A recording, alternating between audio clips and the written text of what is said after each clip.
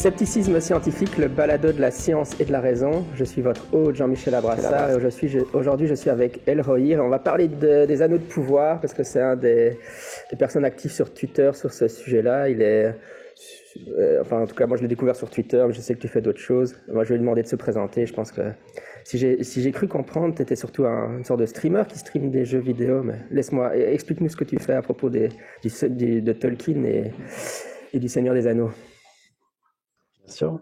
Bonjour, enchanté. Moi, c'est Elroya. Du coup, j'espère qu'on m'entend bien déjà. Du coup, moi, j'ai 23 ans et j'ai découvert le Seigneur des Anneaux avec les films. Et je me suis lancé dans des études d'informatique pour but de créer juste un site internet pour repartager en gros les jeux Bataille pour la Terre du Milieu. Et en gros, j'ai créé une communauté autour de ce jeu. Et là, depuis 2-3 années, j'ai lancé dans un premier temps ma chaîne YouTube, où je faisais des vidéos, des tournois, des événements autour de ce jeu. Ensuite, je suis allé sur Twitch, où j'ai partagé en direct mes parties. Et la communauté a continué à s'agrandir. Et il y a maintenant 2-3 ans, je me suis plongé dans les livres et tout, plus profondément dans l'univers.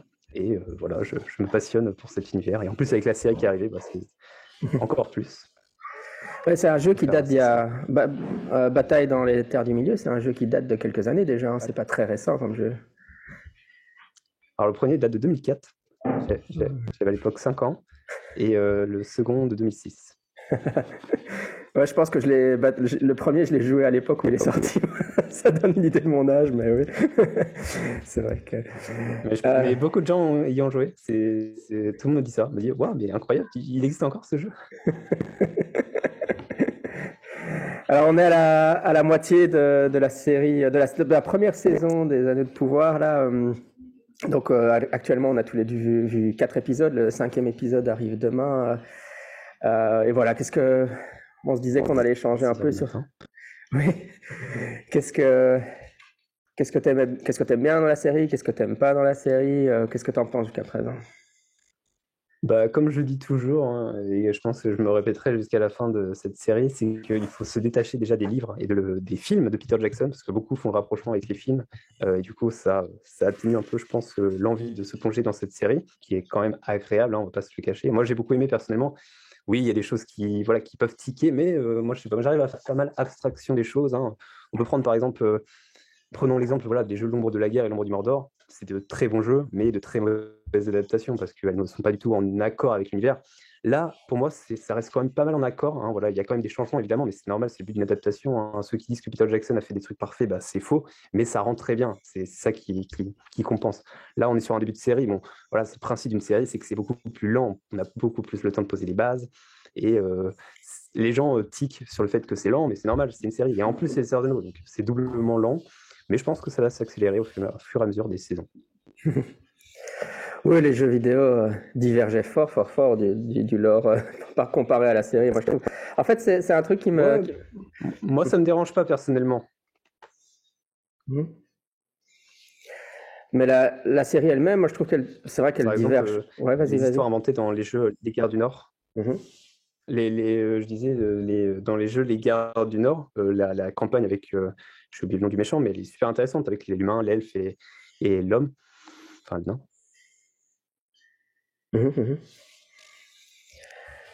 Oui, moi, je trouve que la série est encore assez fidèle. Bon, il y a la fameuse compression temporelle où ils essayent de raccourcir pour tout mettre sur un seul truc. Ça, c'était assez inévitable. De toute façon, la compression temporelle, ils pouvaient pas tellement faire autrement. À part ça, il n'y a pas tellement... Enfin, je sais pas, le plus gros truc jusqu'à présent, j'ai l'impression, c'est Finrod qu'ils ont changé. Parce que Finrod aurait fait un vœu de poursuivre Sauron jusqu'au bout du monde et que Galadriel reprendrait ce vœu. Ça c'est vrai que ça... c'est pas... Mais je pense qu'en fait, déjà, il faut se dire qu'ils ont que les droits sur le Seigneur des Anneaux et les appendices. Donc déjà, oubliez le Silmarillion, oubliez les grandes batailles du premier âge, tout ça. Ils étaient obligés déjà, pour les personnes qui ne connaissent pas du tout l'univers, de résumer en une seule phrase, en mode dire juste, les elfes sont partis combattre Morgoth en Terre du Milieu, c'est tout, toi. Il fallait pas aller plus loin parce que c'était trop compliqué, je pense, pour les gens de comprendre.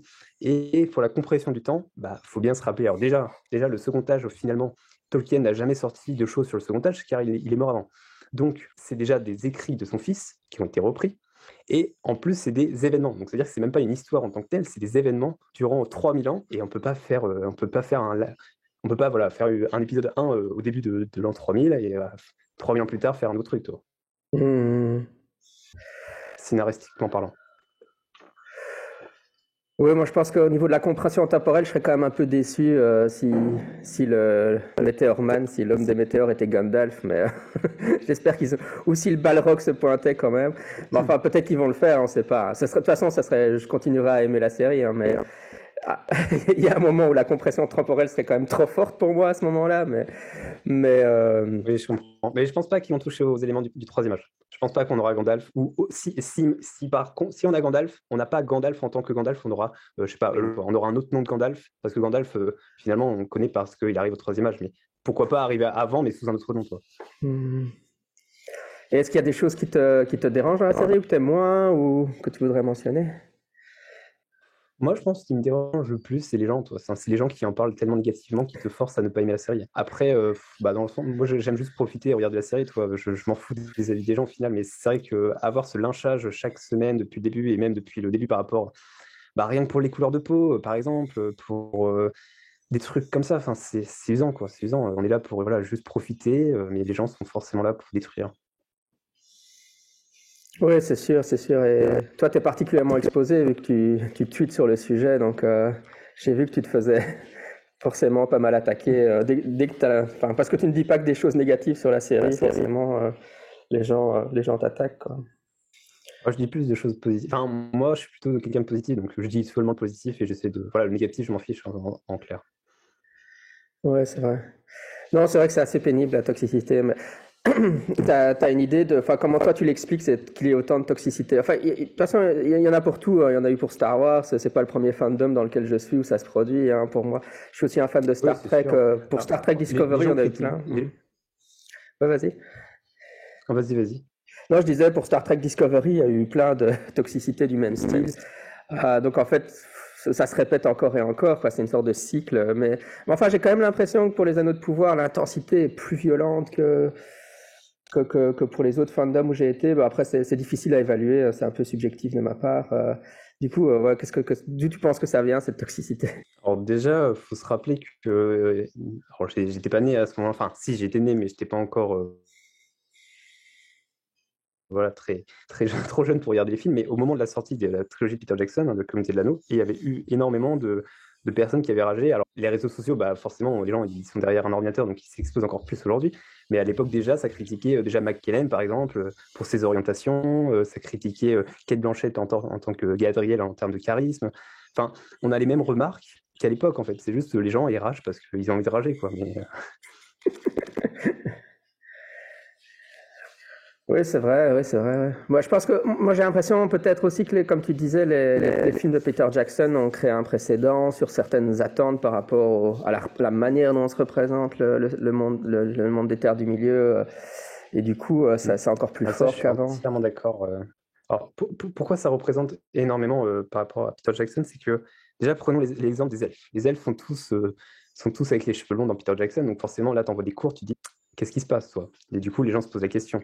Alors, Tolkien n'a effectivement jamais dit que les elfes avaient tous les cheveux longs, tous les cheveux courts, c'est juste une représentation que les gens qui ont fait. Pareil pour les couleurs de peau. Peter Jackson a quasiment a mis que des blancs, je pense que c'était un peu l'époque qui voulait ça, mais malheureusement, c'est plus possible aujourd'hui, mais je trouve que c'est quand même bien, c'est plausible en fait, c'est plausible. Avoir des couleurs différentes chez les hobbits, c'est possible parce que voilà, on dit que dans les livres, ce clan, en plus, les pieds velus ont plutôt la peau brun.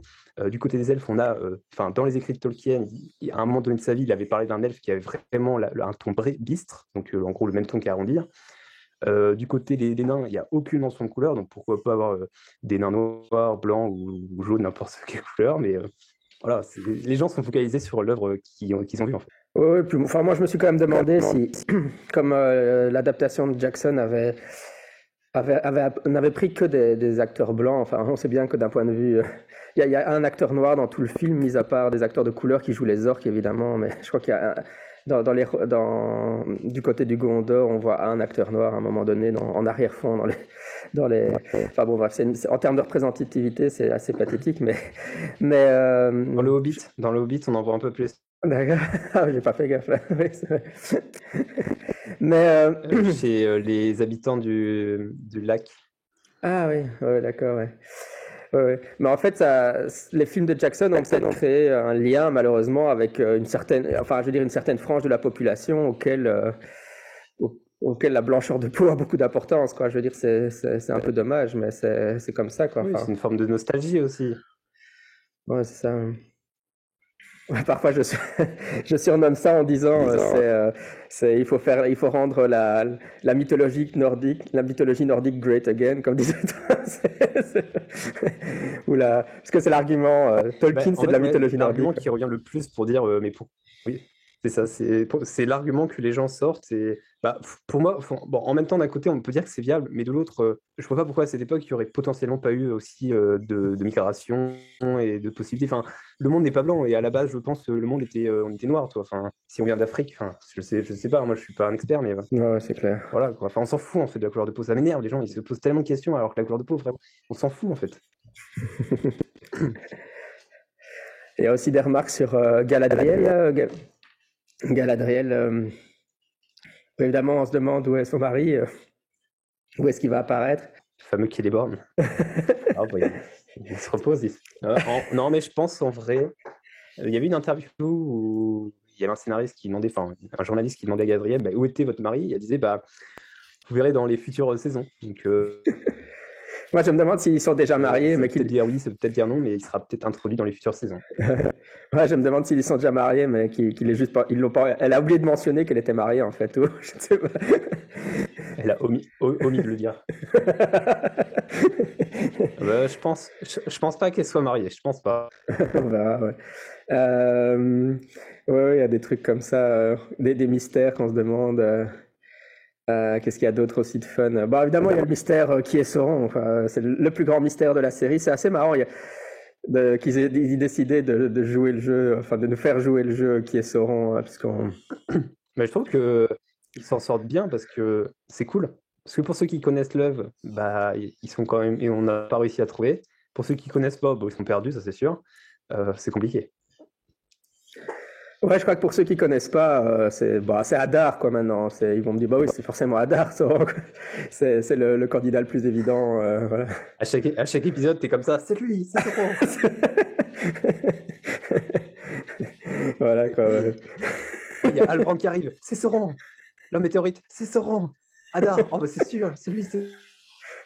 Cette fois-ci, c'est bon, c'est vraiment lui. Ouais. Moi, je pense que. Par contre, pour Hadar, j'ai une sacrée théorie sur qui c'est, mais en vrai, ça pourrait être une dinguerie si c'est vraiment lui. Ah ouais, vas-y, lance, hein, on est là pour ça. Hein. Pour moi, en gros, Hadar serait un des fils de Fëanor, donc Maglor, qui aurait été le dernier à détenir le Silmaril et se brûler la main et une partie du visage, et qui, en gros, dans les œuvres, part en errance en terre du milieu et on ne sait pas ce qu'il advient, toi. Donc, c'est le plus raccord, je trouve, avec l'univers de l'introduire. Ouais, tout à fait. Ouais, c'est effectivement une théorie que j'ai vu passer qui est assez populaire pour le moment. Qui est assez populaire. L'autre idée qui est populaire aussi, c'est que ce serait un des premiers elfes qui serait fait torturer par Sauron pour créer les orques, et à ce moment-là, c'est pour ça qu'il l'appellerait père, quoi. C'est un peu les deux idées en compétition pour le moment pour Hadar, je pense. Ouais. C'est vrai. C'est vrai que c'est. De toute façon, oui, père, ça vient pas de n'importe où, quoi. Ouais, c'est sûr. Ouais. Bon, moi, je pense que, puisqu'on est dans les spéculations, je pense que Sauron, il est juste pas apparu dans la série encore. Hein. Moi, je trouve que l'attitude de Celebrimbor est shady à crever. Il demande de construire la tour en moins de 6 mois. Pourquoi en moins de 6 mois? Donc, on a l'impression qu'on se dirait que Celebrimbor a déjà rencontré Sauron et que Sauron lui a déjà parler de l'idée de forger les anneaux, qu'on est déjà plus loin dans l'histoire, et que Sauron est juste. En fait, il est déjà dans l'ombre chez Celebrimbor et on l'a juste pas vu encore. Enfin, je sais pas, c'est mon idée à moi, mais ça vaut ce que ça vaut. Quoi. C'est juste on l'a vu dans le premier épisode, sa forme badass, mais effectivement, on l'a pas encore vu sous sa forme elfique. Ouais. Et toi, tu penses, je sais pas, tu penses qu'on l'a déjà vu ou tu penses qu'on l'a pas encore vu? Je pense qu'on l'a pas vu, c'est sûr. Ouais. Il arrivera peut-être en saison 2 ou 3, on verra. Ouais. Je pense qu'il arrivera dans un cliffhanger fin de saison 1 pour bien faire chier tout le monde, mais en mode. Là, en fait, allez, saison 2. Exact, ouais, c'est vrai. Ils vont pas se priver d'un tel cliffhanger, c'est sûr. On a remarqué qu'ils aiment bien les cliffhangers. Hein. Et Meteorman, tu penses quoi alors? Mage bleu, Gandalf. Alors Meteorman, moi Dans l'idéal, ça serait bien que ce soit un mage bleu, que déjà on les connaît pas, donc ça permettrait de les introduire. Ensuite, je pense pas qu'il y ait qu'une météorite, je pense qu'il y en a au moins deux, donc il y aurait potentiellement les deux mages bleus, mais on n'a pas encore vu l'autre. Ou sinon, ça serait l'homme de la lune, mais ça me paraît compliqué qu'il arrive comme ça. Après, il peut juste arriver comme ça et repartir comme ça. Enfin, il fait une petite balade, quoi, il fait une petite pause. Parce qu'il en parle à un moment, Sadok, de l'homme de la lune, mais sûrement peut-être pour dire, voilà, vous pensez que c'est l'homme de la lune, mais du coup, c'est pas l'homme de la lune. Il y en a beaucoup qui disent que c'est Sauron, tout simplement, mais ça paraît. Ouais, c'est pas ça. C'est possible, hein, mais ça va pas très loin pour que ça soit Sauron, je trouve. Oui, pour l'idée des plusieurs météorites, ça se base, pour ceux qui n'ont pas super bien suivi les détails et les spéculations, ça se base principalement, je pense, sur le fait qu'il y a dans le village, là, il y a un personnage qui parle à Théo, dont j'ai oublié le nom, et qui lui dit tu as vu la météorite d'il y a quelques semaines, et en fait, c'est pas possible que la météorite de Meteorman soit tombée il y a quelques semaines dans la. Enfin, on n'a pas l'impression qu'il y a. Ou alors il y a un décalage temporel entre les différentes narrations, mais. Alors ça donne l'impression qu'il y aurait peut-être plusieurs météorites. Puis il y en a aussi qui se sont amusés à essayer de tracer la trajectoire de la météorite en fonction de là où on l'a vu. Quand les personnages ont vu la météorite, bon, il y aurait une trajectoire qui serait plus ou moins possible si la Terre est ronde. Enfin bref, c'est sur ça que tu te bases pour dire qu'il y a eu plusieurs météorites.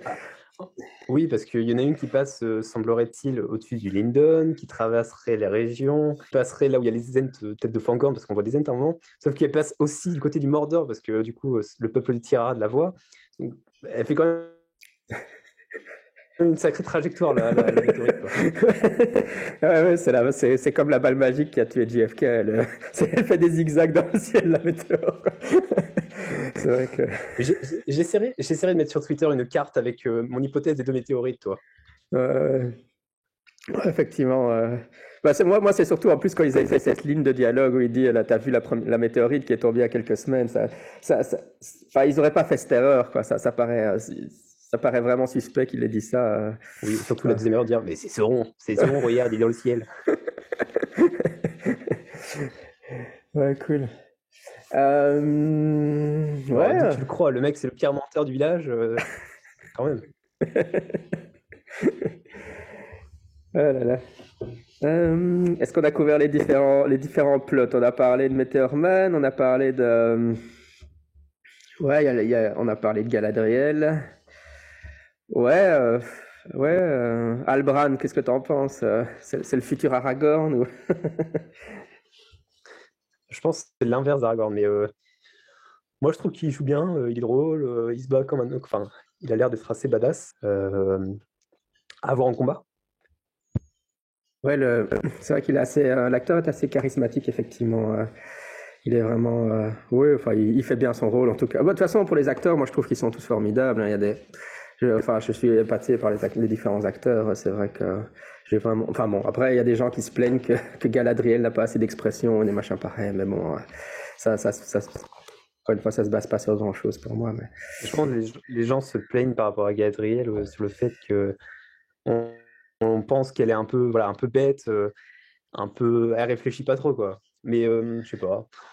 En vrai, ça me choque pas. Elles sont un peu la lignée de Fëanor, donc dans leur esprit, ils sont un peu fous, donc potentiellement, elles pourraient être du même acabit. Et ça s'agir au fur et à mesure des époques en obtenant son anneau et en devenant la Galadriel qu'on connaît du Seigneur des Anneaux, quoi. Ouais, je pense aussi. En fait, on n'est pas supposé aimer la Galadriel du moment, quoi. Elle est énervante. C'est le but des scénaristes, quoi. C'est vrai qu'elle elle est vraiment arrogante, etc. Mais elle génère cette réaction, mais c'est normal. C'est le but recherché. Je pense que c'est voulu. C'est ça, quoi. Ils vont faire l'arc d'histoire pour la rendre sage, mais oui. Et puis le fait, oui, parfois ils disent dans les critiques, on dit c'est une mère issue, mais. En fait, c'est assez bizarre parce que forcément, elle est super badass. Elle tue le troll en 3 coups de cuillère à peau, mais elle est supposée être super badass dans les écrits de Tolkien. Tolkien la présente comme étant hyper balèze, quoi. Donc là, ça correspond à ce que Tolkien en dit. Et... Oui, en vrai, ça c'est. Ouais, ça, je pense, c'est vraiment du sexisme, mais après. Ouais, mais j'adresse toutes les critiques que je vois passer, comme ça on en discute. Mais c'est vrai que, ouais, moi aussi, je pense que non, je suis d'accord, hein, mais quand Legolas il monte sur un maquis, qui saute sur des pierres, il fait du bouclier sur le gouffre de Helm, personne ne dit rien, tout le monde trouve ça incroyable, hein, mais par contre, Galadriel qui va juste tuer un troll en 3 coups, ça pose problème, quoi. Alors. Ouais, c'est exactement ça, ouais, c'est sûr. Non, c'est tout à fait ça. Non, et en plus, dire que c'est une Mérissou alors qu'elle fait plein d'erreurs, enfin, elle pose plein d'actions. Oui, elle sait se battre super bien, mais en termes de décision qu'elle prend, on a l'impression qu'elle fait beaucoup d'erreurs. Bon, à la fin de l'épisode 4, ça a l'air de se redresser un peu, mais je suis toujours pas convaincu que Galadriel est sur le bon chemin, quoi, ou fait les bonnes actions qu'elle devrait faire pour vraiment combattre le mal. Ouais, il y a encore autre chose que tu voudrais mentionner? Je pense qu'on a à peu près tout, hein, dit. Hein. Qu'est-ce que tu penses des hard-foot alors? Et on n'a pas encore parlé des hard-foot. Des pieds velus. Bah écoute, moi j'aime beaucoup cet arc. Je sais qu'il y a beaucoup de gens qui l'aiment pas, mais je trouve la musique est super prenante. T'es ému. Enfin, rien que le fait de voir des enfants, voilà, aller chercher l'épée sans conscience du danger en fait qu'il peut y avoir, à part Nori et Dori. Enfin, Nori et Polly, je pense. Poppy, voilà. Poppy. Et la scène avec là où ils font mention des personnes mortes durant les voyages, c'était assez émouvant. Hein. Du coup, on a connaissance que Poppy du coup a perdu toute sa famille.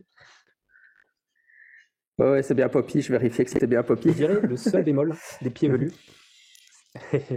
c'est que en gros, ils parlent de partir, de voyager, tout ça, et que par contre, si ceux qui sont à l'arrière du convoi se perdent, bah, ils l'abandonnent. Et je trouvais ça un peu contradictoire par rapport à leur mentalité d'esprit d'équipe et de groupe et de communauté, quoi. Ouais, tout à fait, ouais. Mais je pense que oui, enfin, ça crée En fait, c'est finalement assez réaliste, je crois, d'avoir ce genre de communauté. D'ailleurs, je pense j'avais lu des tweets de l'un ou l'autre sociologue ou anthropologue qui mentionnait que ça existait vraiment, ce genre de pratique à l'époque des chasseurs-cueilleurs. Ouais, c'est vrai que ça peut paraître... Oui, ça crée une sorte de paradoxe. Ils disent quelque chose, mais en même temps, ils font autre chose. Enfin... ouais, enfin moi j'aime beaucoup, je trouve c'est vraiment en fait ils ont créé une culture vraiment intéressante pour les pieds velus, je trouve. C'est plein de contrastes comme ça. Après voilà, toutes les séquences avec les hobbits anciens, les anciens hobbits, ça évoque fort. Ils essayent de recréer les ambiances de Shire, enfin de la comté et tout ça. Donc, moi, je suis désolé, moi j'utilise tous les termes en anglais tout le temps, donc c'est vrai que... Pas de souci. Tu regardes en anglais toi ou en français? Dans la nouvelle traduction. Ah oui, c'est le comté en fait. Tu regardes en français ou en anglais toi? Team VF. Team VF. Ah d'accord. C'est vrai que... Tolkien en anglais, c'est chaud. Je pense que je vais le regarder en VO. Ouais, Tolkien en anglais, c'est pas évident. Et quand tu lis les bouquins, moi je lis les bouquins maintenant en anglais, mais j'ai mis le temps avant d'avoir le niveau d'anglais suffisant, hein, parce qu'il utilise un vocabulaire tellement compliqué que même si tu as un niveau conversationnel standard en anglais, où tu peux survivre en Angleterre, t'as pas le niveau pour lire Tolkien, quoi. Il a vraiment... Il utilise tous les mots. Il était chaud. Ouais, c'est vrai que c'est pas évident à lire. Je dirais même surtout le Silmarillion. Parce que bon, il y a quand même 300 millions de personnages, donc tu es très vite perdu. Tu dois toujours aller à la page du début pour voir la carte, pour te dire, attends, là je suis là, okay, après je suis là, ok. Là je suis là. Et c'est ça qui est beau, c'est les cartes. Et par contre, dans la série, je suis un peu déçu des cartes. On les voit mal. En fait, elles sont mal segmentées, mal présentées. On a une grosse erreur, mais je pense que c'est parce qu'ils n'avaient pas le droit. Mais au début, ils racontent qu'ils partent en Terre du Milieu combattre Morgoth, mais ils nous montrent la Terre du Milieu à la fin du premier âge et ils n'ont pas montré le Beleriand, tout ça. Ça aurait été sympa juste de montrer cette carte une seconde, même si les gens ne comprennent pas, et de dire voilà, ça a été complètement ravagé et la Terre du Milieu, voilà, maintenant c'est ce qu'elle est et comment elle ressemble, à quoi elle ressemble en fait. Ouais, bien sûr. Ouais. Bah, ouais, ça, c'est des questions de droit, hein, je pense qu'ils n'avaient pas le droit. Et puis, voilà. Mais c'est vrai que ça aurait été cool. Ouais, pour les cartes. Dans les transitions, quand ils arrivent par exemple au Mordor, pour montrer en gros là où vit le peuple de Tier Arad, bah, malheureusement ils sont allés vraiment très à l'est du Mordor pour, je sais pas, peut-être bouleverser les gens, mais finalement, bah voilà, moi j'ai posté des trucs sur Twitter en montrant sur la carte, ils avaient écrit en miniature les noms, bah en fait c'est à l'est, enfin c'est à l'ouest de la montagne du destin, c'est voilà une grosse diagonale comme ça, et du coup les gens ils étaient un peu perdus, ils étaient en mode mais attends, mais c'était pas à l'est, tout à l'est du Mordor? Ouais, finalement, la carte du début de Game of Thrones était plus claire que ce que eux proposent, quoi. C'est vrai que ça avait l'avantage. Mais je suis déçu. Ouais, pareil, le générique est beau, mais je sais pas, j'aurais préféré une carte qui reprenne le style de Game of Thrones, ça me pose pas de problème, ils auraient pas eu la même DA, mais qui nous mettent une belle carte qui nous montre l'ensemble de l'univers. Et même la musique de Watcher, bon, elle est sympa, mais sans plus, toi. Il a fait 1000 fois mieux dans le Seigneur des Anneaux avec ses musiques marquantes. Ouais, c'est vrai, ouais. Ouais, pour les auditeurs, évidemment, le générique, ça représente la musique des Ainur, hein, c'est ça qu'ils ont essayé de représenter, c'est une sorte de node, de node, c'est aussi de l'anglais, de chemin de tête à la musique des Ainur, donc le mythe fondateur du Silmarillion, où les Ainur, qui sont donc les dieux, chantent pour créer le monde, et alors on a ces formes géométriques qui représentent cette chanson, et puis il y a un moment où le thème de Sauron apparaît, enfin de Morgoth plutôt apparaît, et alors on voit quelque chose qui n'est pas symétrique, qui se glisse dans le générique. Donc, ils ont vraiment essayé de reproduire. En fait, ils essaient de mettre des choses dont ils n'ont pas le droit dans le Silmarillion, mais sans le dire explicitement. Bon, l'idée est intéressante, mais c'est vrai que l'exécution aurait énormément de références, par contre. Ouais, tout à fait. Ils font plein de références. T'as des références favorites? Qu'est-ce qui t'a le plus plu dans les références? J'ai bien aimé. Il y a une statue de Huan de chez le Linden, c'était très sympa. Je pense dans la tour de Tar Palantir, là on peut voir Narsil, on peut voir le bouclier de Tuor, la hache, le casque de Urin. Là c'était un peu la salle de la dinguerie, hein, il y a plein de choses. Sinon, des petites références au Beleriand avec du coup Arondir, on nous apprend qu'il est né là-bas. Ouais, c'est cool. Moi, ce que j'ai préféré, c'était finalement la scène d'introduction avec la scène où on voit Galadriel faire le bateau. Effectivement, la scène d'introduction est incroyable. Parce que, évidemment, c'est une façon de parler du massacre des Teleri sans jamais mentionner le massacre des Teleri. Donc, qui sont les elfes bâtisseurs de bateaux. C'était une façon vraiment marrante de... Enfin... Ouais, ils ont dû enfin, c'était vraiment cool qu'ils mentionnent ça sans... En vrai, c'est bien amené parce que voilà, les enfants, ils sont cruels envers le bateau et tout. Ouais, tout à fait. C'est vrai que ça introduisait super bien, parce que je crois que quand on regarde les films de Peter Jackson, on a l'impression que les elfes sont toujours bons et font que des actions bonnes pratiquement. Enfin bon, c'est vrai que dans le Hobbit, le roi de Mirkwood, il est pas super sympa, mais on a quand même l'idée que les elfes sont finalement foncièrement bons, je pense en regardant Peter Jackson, alors que dans le Silmarillion, ils font plein de choses horribles. Et en montrant cette scène d'emblée, je trouvais qu'ils voulaient établir dans la série que les elfes sont pas forcément très sympas, quoi. C'est à cause des elfes, hein, de toute cette pagaille en Terre du Milieu. Hein. Si Fëanor il avait pas créé les Silmarils, Morgoth les aurait pas volés, il y aurait pas eu toutes ces guerres. Ouais, c'est eux qui ont foiré sur toute la ligne. Exactement. Ouais, cool. Écoute, je pense qu'on a un peu fait le tour de toutes les choses, de tous les traits importants actuellement dans le scénario. Hein. On a parlé d'à peu près de tout, il n'y a plus rien qui m'est échappé.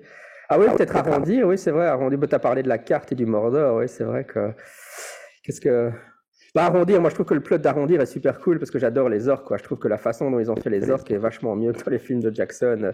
On voit vraiment que les orques ont peur de la lumière du soleil, que c'est des shadow creatures, quoi, des créatures de l'ombre. Bon, dans les films de Peter Jackson, il y avait des nuages quand il y avait des orques, mais ils ont vraiment accentué. Enfin, je trouve que les orques c'est une des meilleures réussites de la série, finalement, les orques, tu ne trouves pas? C'est vrai qu'ils sont quand même vraiment magnifiques. Ils sont vraiment magnifiques. Et il y a les gens ont tiqué sur le fameux Chihuahua, là.